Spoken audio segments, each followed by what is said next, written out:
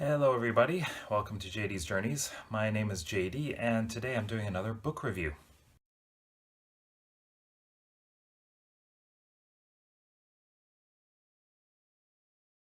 This week's book is a book I was looking forward to reading for quite some time, and it is this one, His Majesty's Dragon by Naomi Novik. This is the first book in the Temeraire, I think that's how you pronounce it, Temeraire series. A quick reminder that the comment section is open for you to leave any comments about this book. If you've read it, let me know.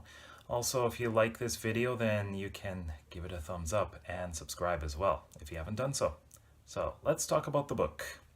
So this book is a historical fantasy that takes place mostly in England and Scotland, and it's about Captain Will Lawrence of the HMS Reliant. He is, of course, a Navy captain. However, he finds a dragon egg, and all of this is about his relationship with the dragon and what happens to his career. This book takes place during the Napoleonic Wars of the early 19th century. So, yeah, Napoleon's army also has dragons. It's, of course, an alternate history. So, right off the start, I found that the style of this book is very interesting. A lot of the dialogue is very, very formal. I'm not sure if this is how they actually spoke back then, but it could be since this is military, maybe, and he is an officer, so maybe he has to speak that way. I don't know. But this book seems to have an interesting pace. I was kind of expecting more battles, but the first half of the book is mostly a very relaxed story. There weren't many conflicts at all.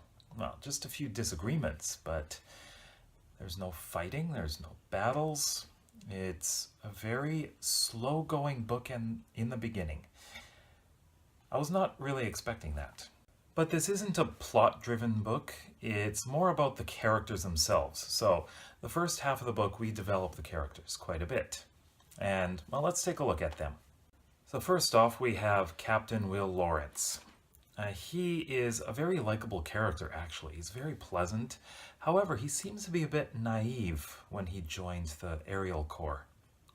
He just seemed as if he had no idea what he was supposed to be doing, even though he's been captain of a ship. So things have changed for him. Also, his dragon, Temeraire, is very pleasant as well. They have a great relationship with each other, and his dragon is very protective of him. Definitely fight for him a lot. And then we have Lieutenant Granby, who is also a very good character. I really liked him, and he's developed quite well as well. And Emily Rowland comes in as a fairly major character, although in this book she's not developed very well, but I feel that she's going to be important in future books. But that remains to be seen. And Captain Catherine Harcourt on the dragon Lily is another character I'd like to learn more about, but we don't learn enough. So there are some characters who we want to know more about, but they're not in the book enough. Captain Matthew Berkeley and Maximus also don't seem to be developed that well. I'm expecting more in the future. There are many more other characters, mostly minor characters, but I'm not going to be talking about them. However, I find that the strength of this book is the characters. They're done extremely well, and I just really enjoyed them immensely. As I said before, most of the book takes place in England and Scotland, but it also takes place out in the sea, as well as the island Madeira. And one of the things that is very memorable is Captain Lawrence's flight with Temeraire over the island of Madeira. It was I could imagine the whole thing. It was very vivid, and I just enjoyed how that was done. Later on in the book, there are some battles. They are done reasonably well. They're not the best described battle scenes I've read, but they're good enough, I think. The thing I had trouble with, though, was trying to imagine how the battle harnesses stay on the dragons. I don't think that was described well enough. Also, I was wondering, how are they on top of the dragon and underneath? I'm not really sure. I couldn't get a very good image in my mind. So this is the first of a 9-book series. I have read the second one, and I will be doing a review later.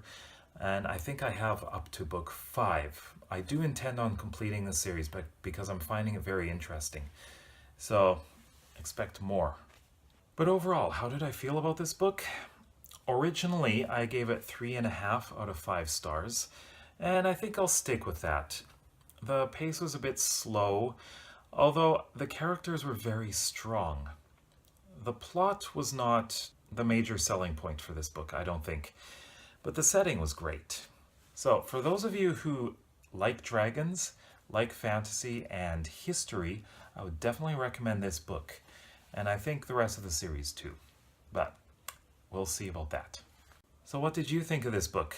Let me know in the comments section below if you've read it and what you thought of it. Also, if you like this video, please give me a big thumbs up and please subscribe. And over here you can check a couple of videos. I think you may like 1 or 2 of them. So please take a look at them. So thank you for going on this journey through historical fantasy with me. See you in the next video.